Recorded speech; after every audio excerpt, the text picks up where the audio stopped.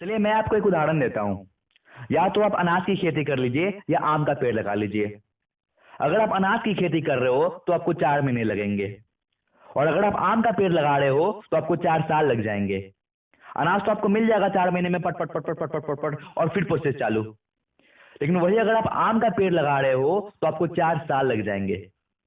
हो सकता है 4 साल तक आपको कुछ हाथ ना आए, लेकिन 4 साल बाद जो मिलेगा वो अगले 200 साल तक मिलता ही रहेगा, मिलता ही रहेगा, मिलता ही रहेगा, मिलता ही रहेगा। और कुछ ऐसा ही होता है नेटवर्क मार्केटिंग में। बहुत लोगों को लगता है कि नेटवर्क मार्केटिंग ज्वाइन करने के बाद वो रातों रात ही अमीर बन जाएंगे। तो अगर आपको भी ऐसा लगता है तो आप गलत सोच रहे हो।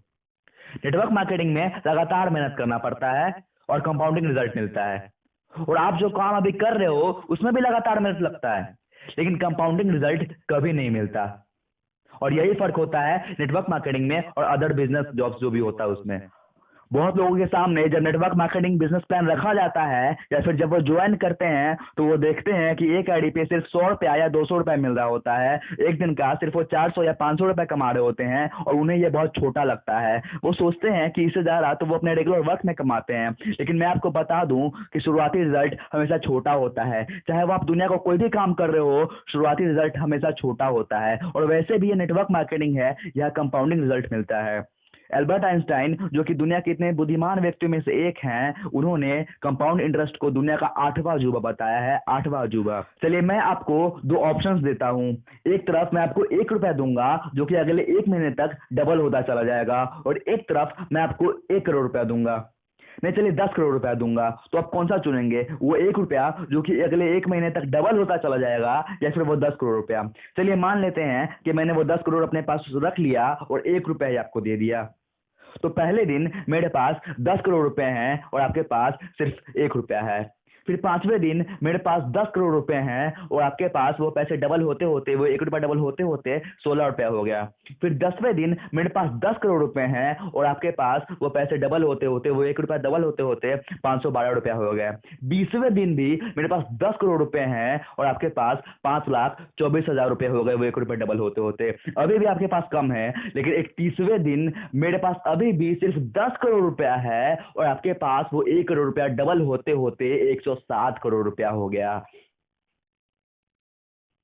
तो देखा आपने, शुरुआती रिजल्ट छोटा होता है। मेरे पास 20वें दिन तक भी 10 करोड़ रुपए थे और आपके पास सिर्फ 5 लाख रुपए थे, लेकिन 31वें दिन होते होते मेरे पास 10 करोड़ रुपए ही रह गए और आपके पास 107 करोड़ रुपए हो गए। और इसी कंपाउंडिंग इफेक्ट को एल्बर्ट आइंस्टाइन ने कंपाउंड इंटरेस्ट बोल के दुनिया का 8वां अजूबा बताया है। पहले 1 साल की तैयारी अच्छी करनी है, फिर आगे की जिंदगी बहुत अच्छी हो जाएगी। लेकिन चक्कर क्या है कि शुरुआती रिजल्ट छोटा होता है, इसलिए बहुत सारे लोग छोड़ भी देते हैं। शुरुआती रिजल्ट मिलता नहीं है, इसलिए बहुत सारे लोग छोड़ भी देते हैं। लेकिन छोड़ना नहीं है, बहुत सारे लोग फर्स्ट मूवर होंगे, आप फास्ट मूवर बनिए। आप अपना स्पीड बढ़ाइए, वो फर्स्ट मूवर अपने आप ही पीछे हो जाएंगे।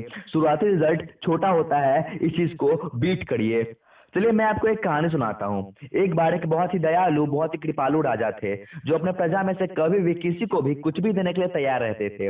तो जब एक बार वो शतरंज खेल रहे थे तो उनके दरबार में एक साधु आए और वो साधु उस राजा से बोले कि हे राजन, मैं आपसे कुछ मांगना चाहता हूँ, मुझे आपसे कुछ चाहिए।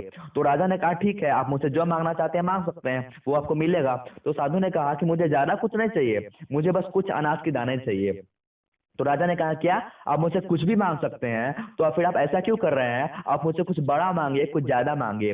तो साधु ने कहा नहीं नहीं, मुझे बस कुछ अनाज के दाने ही चाहिए। तो राजा ने कहा ठीक है, अब मुझे बताइए कि आपको कितने अनाज के दाने चाहिए। तो साधु ने कहा कि आप अपने चेस बोर्ड के पहले स्क्वायर पर 1 दाना रखिए, फिर दूसरे स्क्वायर पर 2 दाना रखिए, फिर तीसरे स्क्वायर पर 4 दाने रखिए। तो ऐसे करते करते हर एक स्क्वायर पे दानों को डबल करते चले जाइए, और फिर जितने अनाज के दाने होंगे उतने अनाज के दाने मुझे चाहिए। तो राजा ने कहा हे साधु, इतने अनाज के दाने तो आप कहीं भी मांग सकते थे, किसी से भी मांग सकते थे, आप मुझसे कुछ बड़ा मांगिए।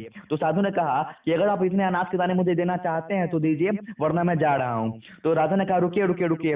और तभी उस राजा ने अपने सैनिकों को बुलाया और कहा कि जितने अनाज के दाने ये साधु मांग रहे हैं, इन्हें ला के दे दो। फिर ठीक 5 मिनट बाद वो सैनिक वापस आए और बोलने लगे त्राहिमाम त्राहिमाम, अपराध हो गया, गजब हो गया राजन, जितने अनाज के दाने ये साधु मांग रहे हैं उतने तो इस धरती पे कभी उगाए ही नहीं गए। तो राजा को विश्वास नहीं हुआ। राजा ने कहा क्या बोल रहे हो? तो सैनिकों ने कहा ये देखिए राजन, जितने अनाज के दाने ये प्रभु मांग रहे हैं, ये साधु मांग रहे हैं, उतने तो इस आज तक कभी धरती पे उगाए ही नहीं गए।